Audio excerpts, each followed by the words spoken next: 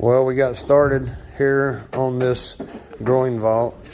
This is the first stages of it, getting the hip parts together and all that. Yeah. Looking pretty good. Nothing. Get your radiuses figured.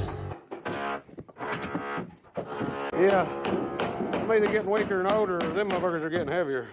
Put everything together, and then we'll be filling in all the areas in between with each respective arch there.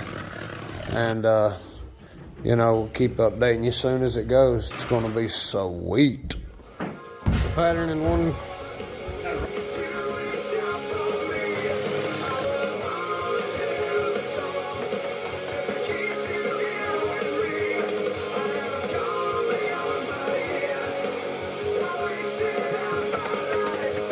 Well, that's all we're doing for today.